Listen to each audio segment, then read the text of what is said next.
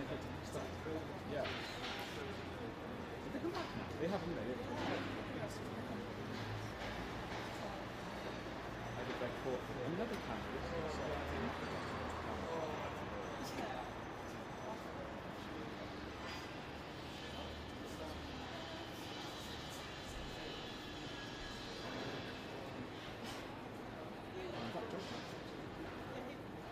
Josh. Josh.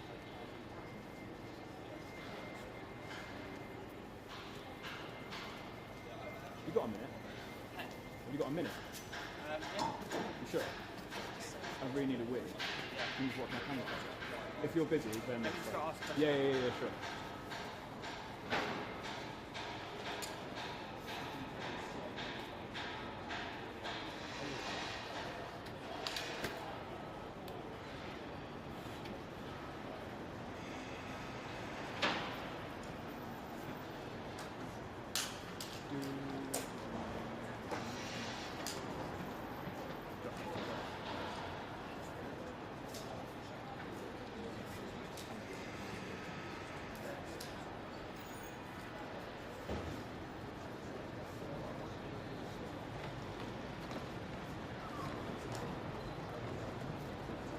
Is that alright? Yeah, all good. I'll let you be a minute. It looked like you were telling you. No. It's just the dinner arrivals. Is it live? It's all set to order auto. It's live, and then just on the server there. I'm good, yeah. Well, to be honest, I've been at Millbank just doing my. Did I tell you did?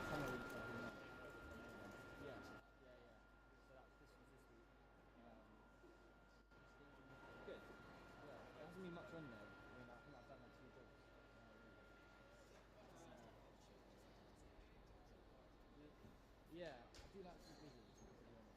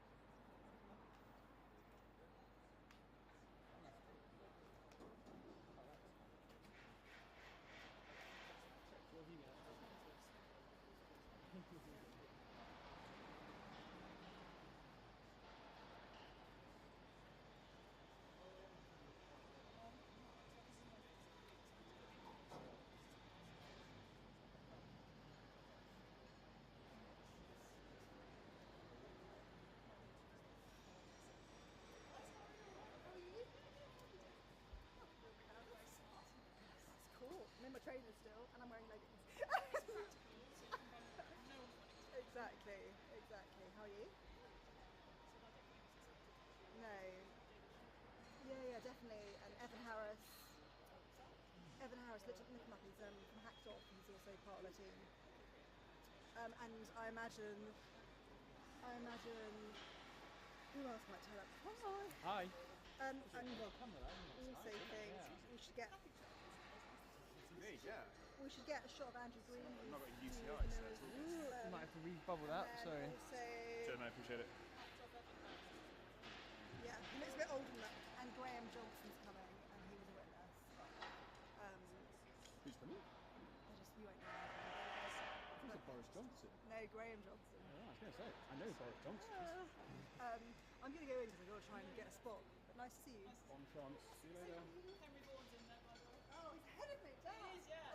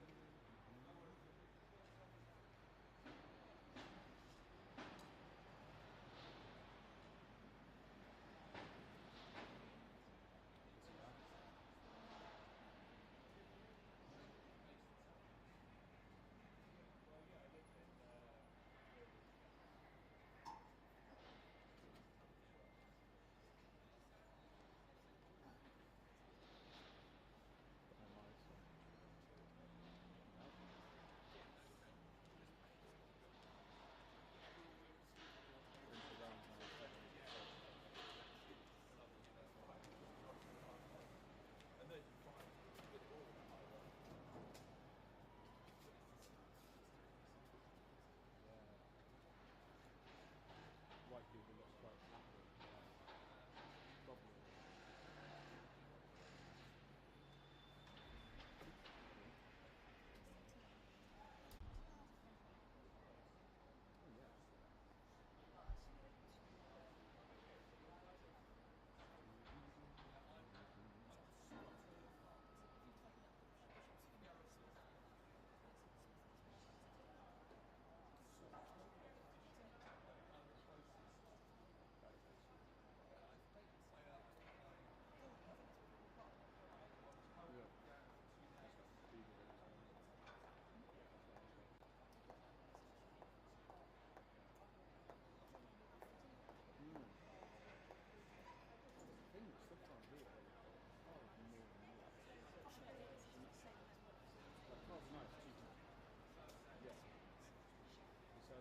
It's nice to have all the kit ready to go, but the amount of times you end up just using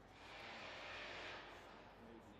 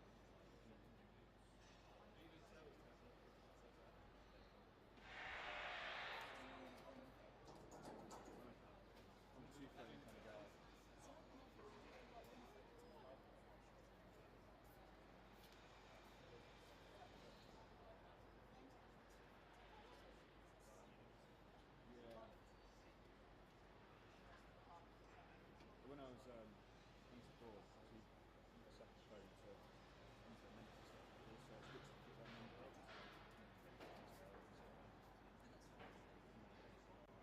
And I can keep my phone possible.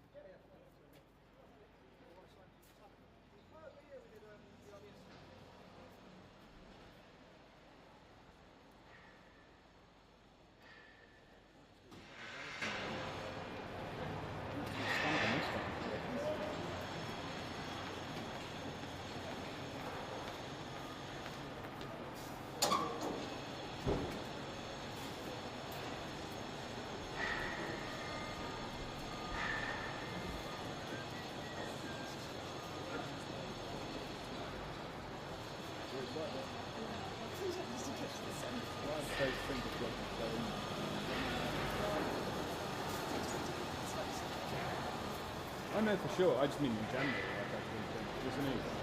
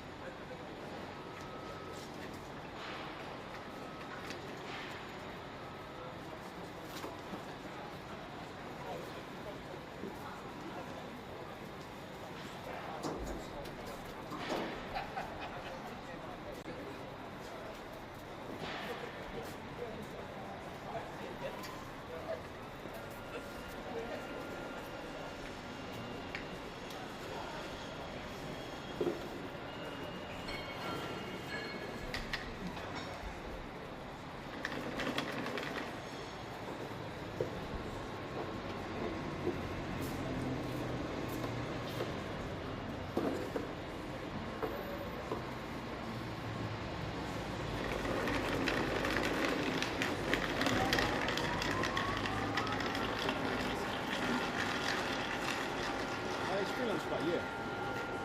Yeah, he's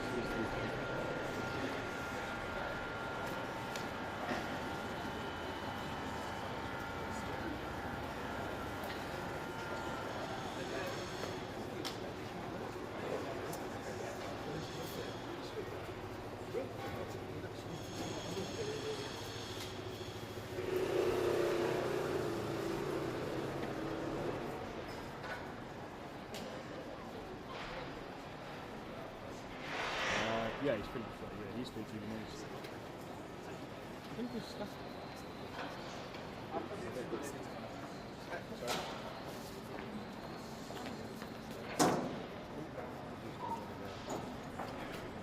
Sorry.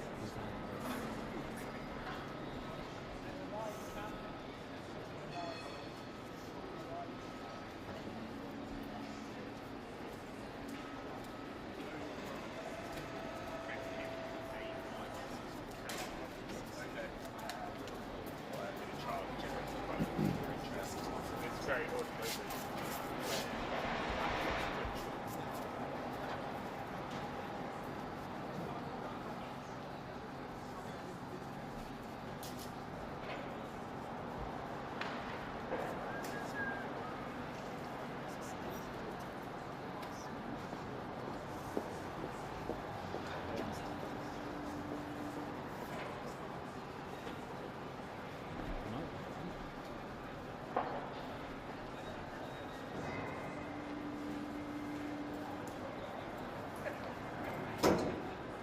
Hear from you.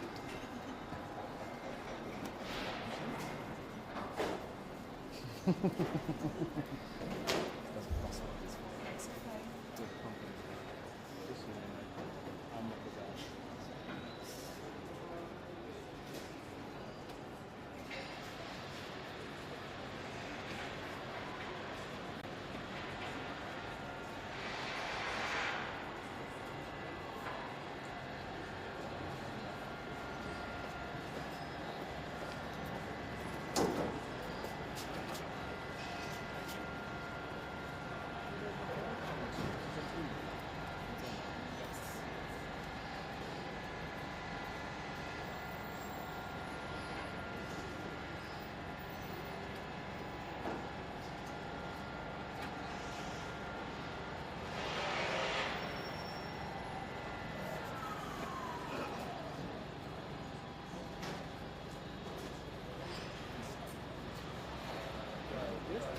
I'm alright, I've got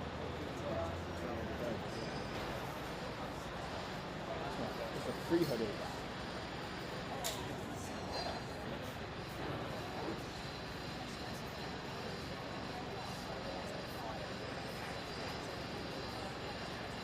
That's good.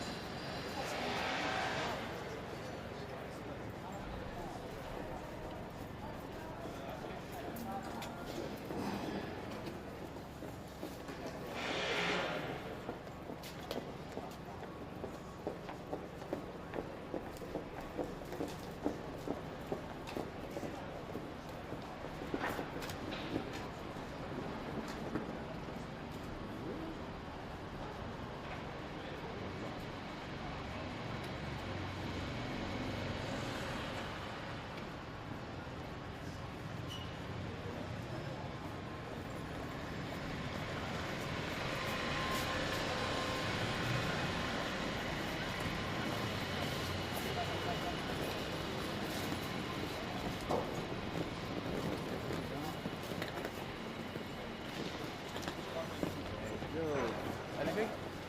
Absolutely brilliant. Brilliant.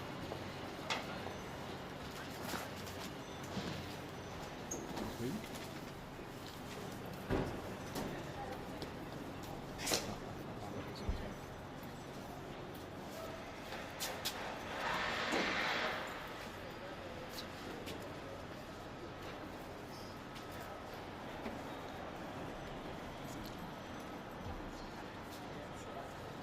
There you go.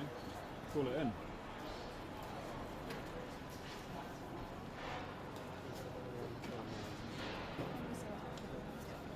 Let the dust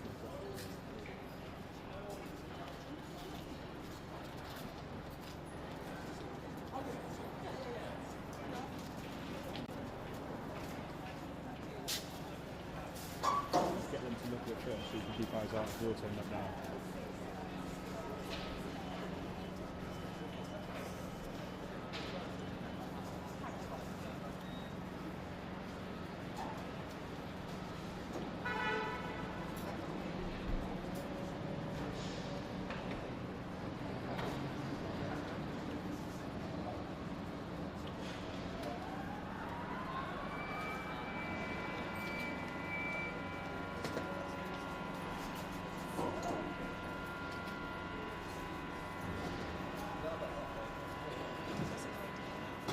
It's already set. It's already set. Yeah, so someone back at Oscar should be able to cross that.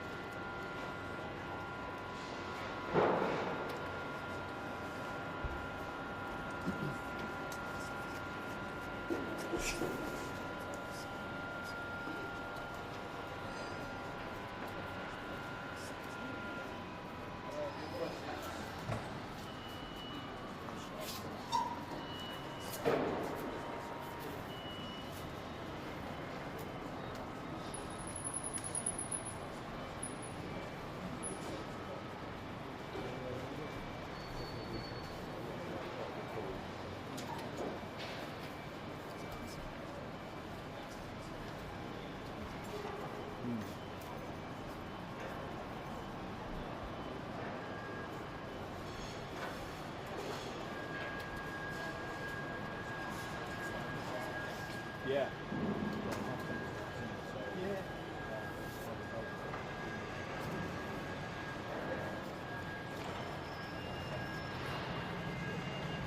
Yes. 2 minutes.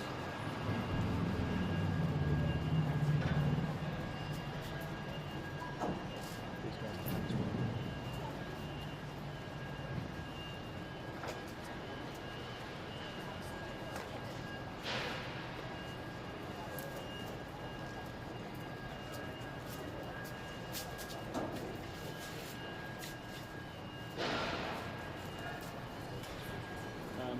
No, so it's on the live feed for the call, so they can call them off if they want, and they'll be playing that. But somebody should be watching this live feed.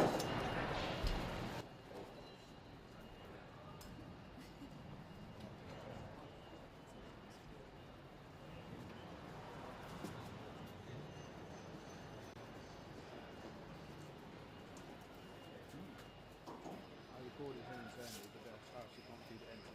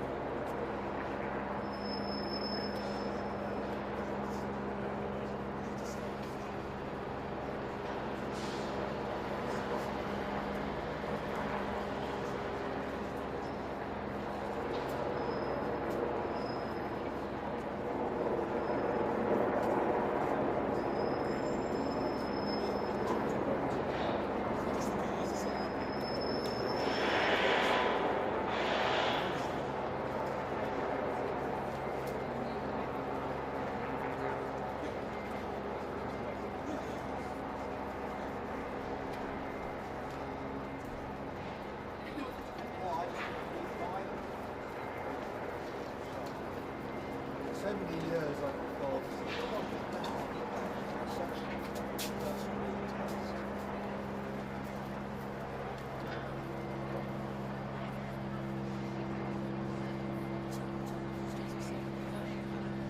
This one.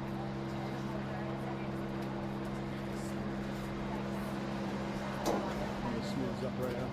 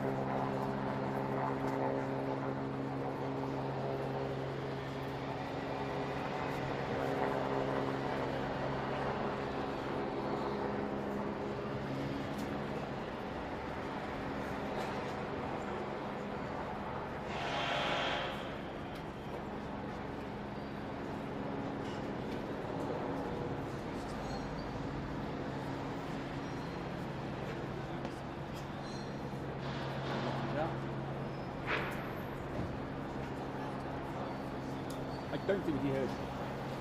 No. No, I definitely, not that I'm a journalist, but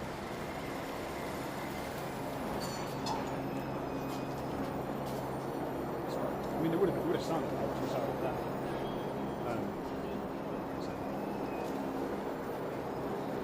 No, there you go.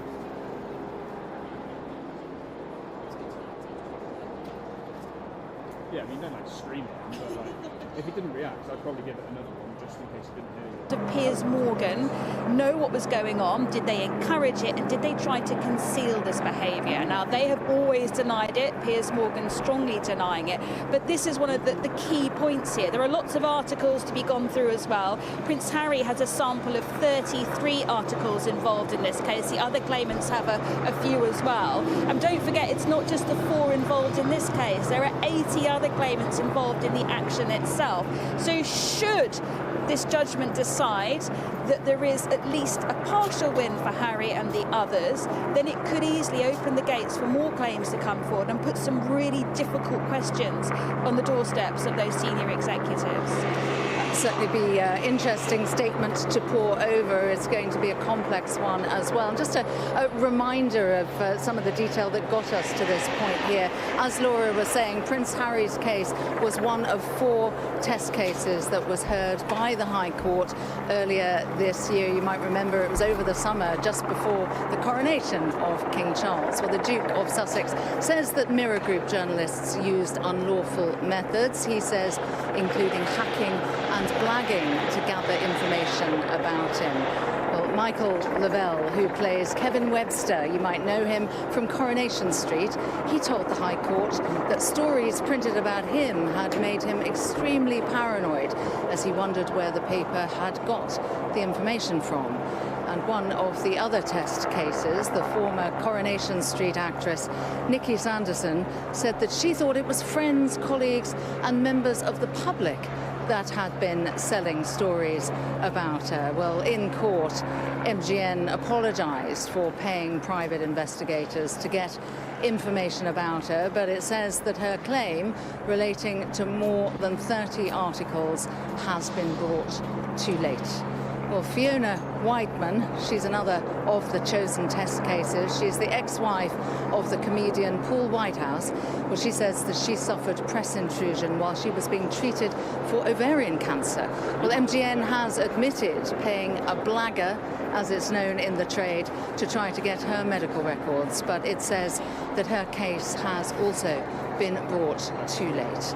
Well, the High Court is due to rule on Prince Harry's privacy case against Mirror Group newspapers. Prince Harry claims that 147 stories were published by the gaining of information unlawfully. That is what the judge is going to make his summary judgment today, and that is what we are going to be looking for, not just the case of Prince Harry, but also of the other 3 test cases which were heard during the trial throughout the summer. Well, joining me now is the media lawyer Jonathan Code, and also joining us with Laura Bundock, our royal correspondent, who's with us throughout the morning. Morning to you, Jonathan. Just step back for the benefit of our viewers. This is one of several trials. We've been hearing about each stage. What is the significance of today? I don't think it can be understated, really. Going to be overstated, I should say. I mean, this is just, let's, as you say, step back. This is the second son of the King of England. The allegation that he's making is not that it's just been once or twice, but unlawful interception of information has gone on serially on the part of this newspaper. And he's also alleging not just that newspapers are body, but the allegations go right to the top. I reread the skeleton argument on the way here. Allegations are made against the senior management, against Piers Morgan, against someone who's not very well known, but is an important figure, the in-house lawyer at the time, Marcus Partington, who I fought many times at the time. So this is an allegation of institutional criminality against the Reach Group, one of our biggest newspapers, and this has been fiercely denied. So if a judge finds in Harry's favour today that a number of things flow, in particular that there's been a collective denial, which isn't true on the part of the group, but also there is the risk of criminal proceedings because a civil finding of wrongdoing has been found. It's not the same as a beyond reasonable doubt. The police are then going to have to think, well, do we have to prosecute people?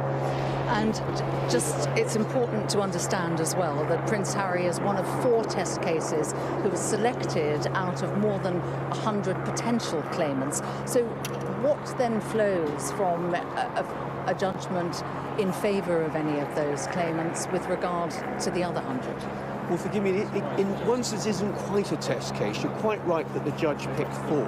Now, there's a long queue. It's like a sort of queue of trains trying to get into the station being the court and a trial. Now, the court has finite resources, so what the judge did is he did his best to pick out 4 which in particular he didn't think were ever going to settle. Now, Prince Harry is medically, he's not going to settle this case. So the judge said, well, if Prince Harry's case isn't going to settle, we may as well have a trial. Now, in one sense, it's hugely important, but of course for the other 3, it's no less important for them. It's like a huge impact that this activity has had on their lives. Yeah, and as you were saying there, the reason that it's actually got to this trial is because there were some people like Prince Harry, Laura, who didn't want to settle. For him, it was a matter of principle. Yeah, he was never going to settle. I think this is not about the money. This is about having everything we heard during the trial aired in public. He wanted this moment. He believes that great injustice has been carried out. He went further in that witness statement he gave, talking about the need to reform the British media.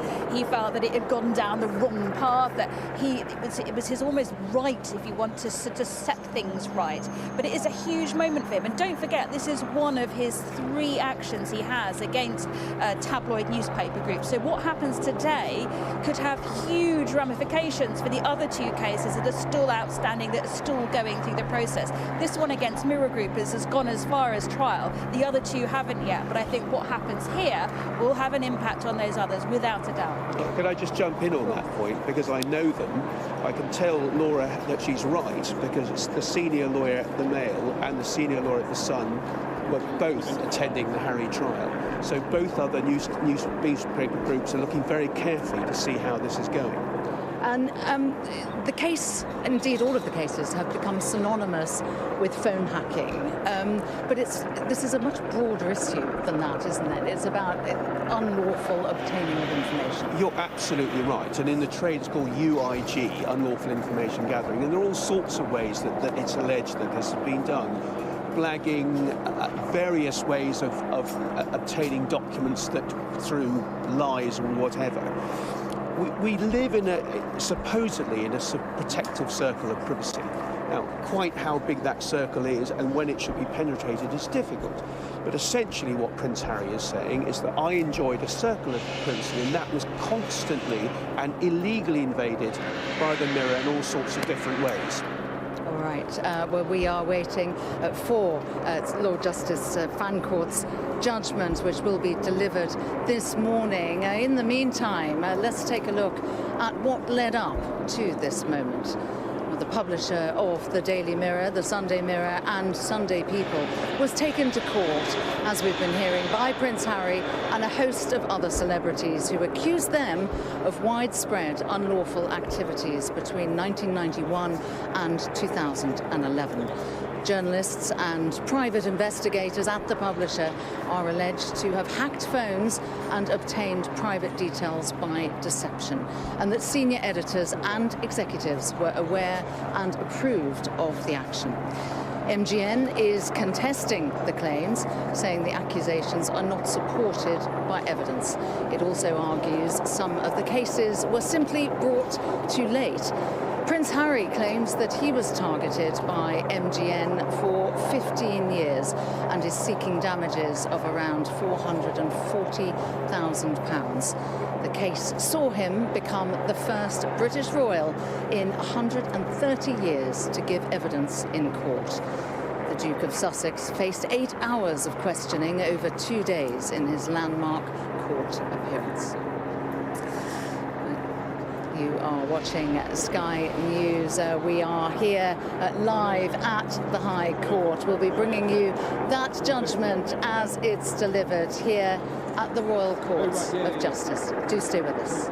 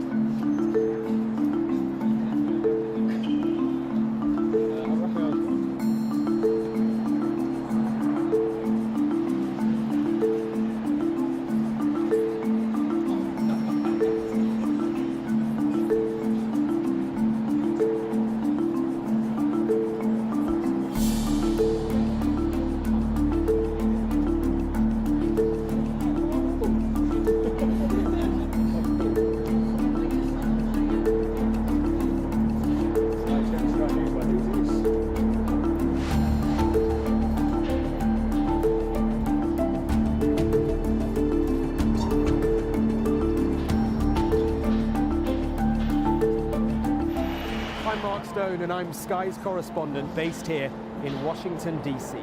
Well, the plan seems to be to head to the police station where the policeman who fired the shots was based. And everything he knows, his memories is all gone. I've witnessed the remarkable passion for politics here, but the anger too. We have to get Trump out of the White House. I'm playing devil's advocate. You've got your political agenda. No, it's honestly... God love you. And beyond the United States, I report from around the world. This is a town that is effectively encircled by the Russians. We take you to the heart of stories that shape our planet. I can hear now quite a few explosions in the distance here in Jerusalem. What do you think of ISIS? Everybody here, they know the truth of ISIS. I look at like notifications.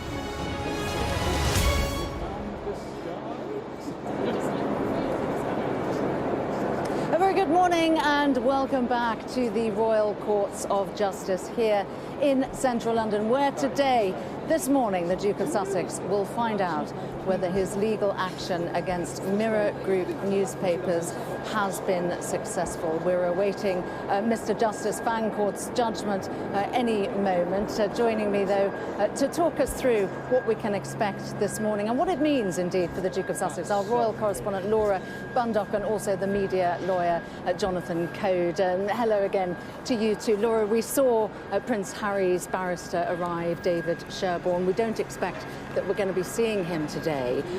What is the importance of what we're going to hear this morning to the Duke of Sussex? It's hugely important, and without a doubt he will be watching this from his home in California via the video link.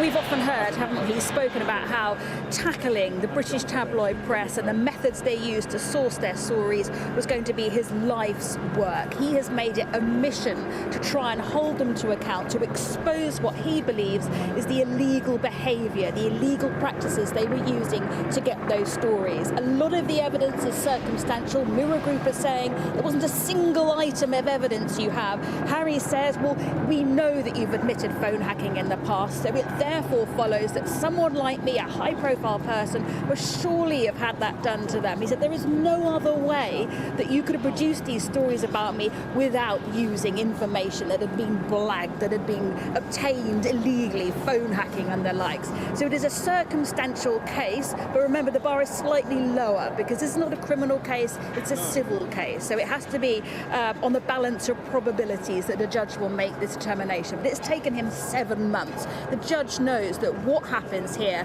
is a huge moment for all phone hacking cases, and phone hacking has become a shorthand for all this kind of illegal behaviour. But it will be a big moment. It is a significant ruling. Harry won't be here in person, none of the other claimants here too, but it is a very, very significant day and will have big impacts, I think, on the other cases he is bringing today. Yeah, well, let's bring you in on that, Jonathan. Other than it being the first of these to actually go to trial, the broader significance legally really speaks to matters of privacy, doesn't it? Fundamental human rights. Well, it is. It does, but I think Laura's hit it on the nail. When the bigger issue, I think, is how the press is regulated. At the end of the Leveson inquiry, the only thing that really mattered was what was going to replace the Press Complaints Commission. Now, Harry is saying that at the moment the press essentially is a wild animal. Tony Blair called it feral, which I think would be also a word that Prince Harry would use. Now, if with this judgment and a series of other judgments, it's clear that the criminal activity of the newspapers is far wider than expected, but also, quite importantly, that they're still denying it, which is also an important issue, then it goes back to the question of would it be better if our press was not regulated entirely by themselves, but by something like Ofcom? Now, the press would rather be, taken away in chains and burnt alive than to be regulated by anything that looks remotely like Ofcom.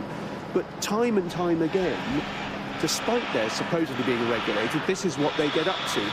And this will then, if Harry wins, will be yet another point of evidence that the regulatory system which we have in this country for the press doesn't work. Yeah, big potential ramifications. And just to simplify it for the benefit of our viewers, Jonathan, what are we looking for in the judgment? Because it's not going to be a black and white, is it? Well, it will be black and white in one sense, in that there will be a winner and a loser. But you're quite right in the sense that Harry could win, like in a football analogy, he could win, 7-0 or 1-0. Because there's been a whole series of allegations made of particular incidents and particular articles that have been generated by incidents. And the poor judge is going to have to try and pick his way through this and say, well, I'm with Harry on that, but I'm with the Mirror on that. And then there's the other free radical, which is the issue of limitation. Which ones effectively been so late sued on that they can't be adjudicated by a judge because they're time barred. So there are these flying issues. So Mr. Justice Fancourt will have done his best. The other thing, the poor man will know not only that everyone and his dog will read his judgment, more particularly, he's likely to end up in the Court of Appeal or possibly in the Supreme Court. So he'll be particularly careful. So he's going to try and pick his way through this and do the best he can. And as Laura rightly said, a lot of it's circumstantial evidence. And that makes his job even more difficult because he's going to have to try and draw conclusions. But there aren't the smoking gun, which ideally a claimant wants. And the newspapers say, well, there is only circumstantial evidence, but the court can still find that on balance, on the balance of probabilities, rightly as Laura says, on balance, this activity took place. OK, all right, thank you very much indeed. I know that you're staying with me throughout the morning while we await that judgment from Mr. Justice Fancourt. In the meantime, I'm joined now by the journalist and media commentator Nigel Pawley. Very good morning to you, Nigel. This couldn't be a bigger moment, could it, for Mirror Group newspapers? Yeah, well, I disagree with, I think it was Jonathan, he's a lawyer. There are winners in this. The winners over the last 20 years have been lawyers who have made millions from these cases. Now, the rights and wrongs of this are, we will find out whether Prince Harry, with circumstantial evidence, wins this case. There isn't a journalist in Fleet Street who didn't know that there was some sort of hacking. Let's be honest about it. But I must defend my profession a little bit. These cases are 20 years ago. Things have moved on. The problem was mobile phones were very new when this came out, and people, I think it was made illegal a couple of years before these cases came up. So it was a different world. A lot of the people who were working there no longer work in Fleet Street. Newspapers have changed. They're now clickbait. They're now just trying to chase headlines on Twitter or X. The days of having teams following Prince Harry and the royals around are very, very different. But they're still paying the price. The Mirror Group could be in serious trouble here. They've already spent 150 million defending these cases. And if they lose today, they're making a few hundred people redundant just before Christmas, and newspapers across the country. The newspaper world is dying on its feet, sadly. The profession and the industry. Yeah. And this could become the death knell, actually, for that. We understand, Nigel, that the judge's summary is being delivered as we speak. We'll bring you that as soon as we can. You were saying there that, mobile phones were new, the technology was new, but this is broader than that, though, isn't it, Nigel? Yeah, this is about unlawful information gathering, and there are many different tactics used, not just phone hacking. Yeah, private investigators. I mean, private investigators, again, are used by lawyers in court cases. Let's not make out that they're the sort of paragons of virtue. They use these. I know that. I know some of the private investigators they have used. Newspapers used them rather lazily originally to get addresses when they were in a hurry. When newspapers actually sent reporters to addresses, they would use them to find that out. Unfortunately, or allegedly, some newspapers went further than that and used them, whether they asked them to do it or whether the private investigators did it and provided with a package. That's something that the judge will decide.